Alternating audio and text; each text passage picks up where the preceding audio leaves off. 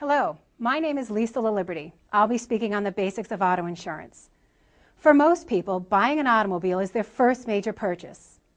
Actually, a new car is second only to a home as the most expensive purchase many consumers make. With vehicle prices averaging over $28,000, it's easy to see why one would want to protect that investment. Before we talk about coverage for the automobile itself, I'd like to start with what many people believe is the most important coverage of all, liability coverage. Liability coverage pays for the injuries or damage you or someone driving your car caused to other people or their property. The two liability coverages are called bodily injury liability and property damage liability. Every state has different laws dictating the minimum coverage you must carry for this.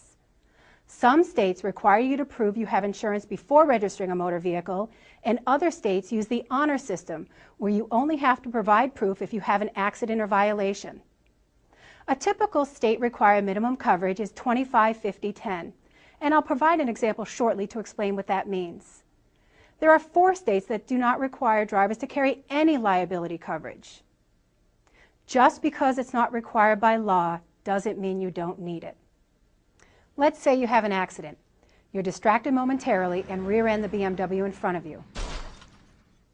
There are 3 people in it, all of whom suffer some injury.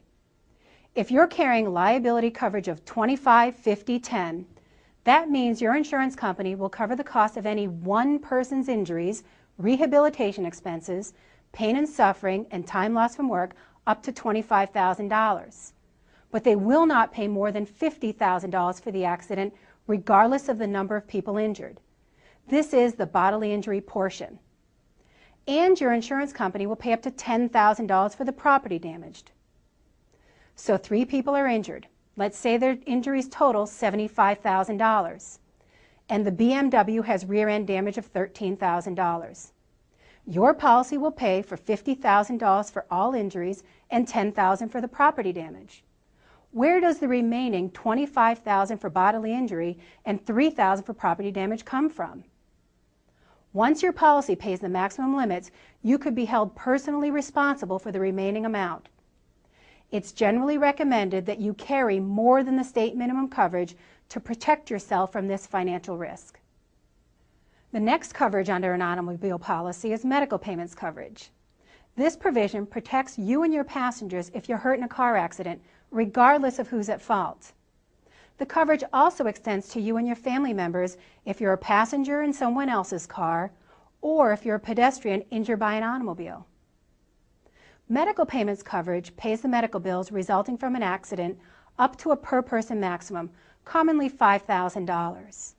There are no deductibles and no waiting period under this coverage, and prescription drugs related to the injuries are covered. Consider that accident with the BMW again. Let's say that you and your passenger are both injured and taken by ambulance to the hospital.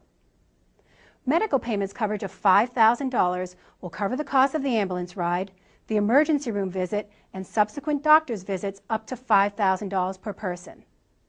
If your medical bills total $7,000 and your passengers total $3,000, the policy will pay $8,000 under this coverage. Some states have a medical payments coverage known as personal injury protection, or PIP. This coverage may have a deductible, and it may allow you to collect for lost wages and rehabilitation expenses, 2 things that regular medical payments coverage does not cover. A third coverage provided by an automobile insurance policy is uninsured and underinsured motorist coverage. This coverage is quoted similarly to bodily injury liability. Even though mandatory insurance laws exist in 48 states, nearly 15% of all accidents are caused by uninsured drivers. Uninsured motorist coverage provides protection for you and your passengers when you're injured in an accident with an uninsured motorist. It will cover your medical bills, rehabilitation expenses, lost wages, pain and suffering, things you could have claimed against the at-fault party's insurance if they had it. Underinsured motorist coverage will cover those same losses if the at-fault party's coverage is insufficient for your loss. Keep in mind, in most states, the uninsured, underinsured motorist coverage applies to injury only and not for damage to your vehicle. Protection for your automobile is provided under the collision and comprehensive portions of a policy. Collision coverage applies when you have an accident involving another vehicle or an object, such as a telephone pole, a guardrail, a building, or when you overturn your vehicle. Comprehensive coverage applies in losses involving fire, theft, vandalism, broken glass, hitting an animal, flood or hail damage, or other losses not caused by collision. These coverages have a deductible, the amount you must pay before the insurance company pays for damages. Common collision deductibles are $500 or $1,000, and common comprehensive deductibles are $100 or $250. If your automobile is financed, then you're required by the bank or financer to carry comprehensive and collision coverages until that loan is paid off. It's important to note, an insurance company will never pay more to fix your vehicle than the vehicle is worth. Two other coverages available through many insurance companies are towing and emergency road service and rental car reimbursement. While these coverages are optional, I always recommend them as part of my full coverage package. Automobile insurance rates are based on many factors, including where you live, your age, what you drive, how much you drive, and the coverage you carry. One way to keep your insurance costs down is to take high comprehensive and collision deductibles. As a vehicle gets older and is not financed, many people choose to drop these two coverages completely as a way to save money.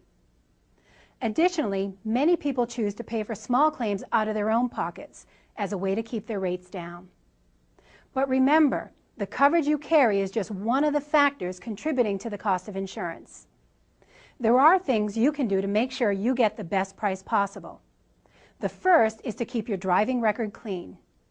Your driving record is used as a predictor of future experience. Accidents and violations stay on your record for 3 years, and major violations and suspensions stay on for 5 years. Many companies now use a scoring model that combines your driving record with a variety of other information, including certain elements of your credit history and prior insurance claims to determine your cost for insurance. This means that paying bills on time could affect your insurance rate, as could the number of claims you file on your policy. Automobile insurance can be confusing, but a little knowledge can go a long way in providing you the protection you need.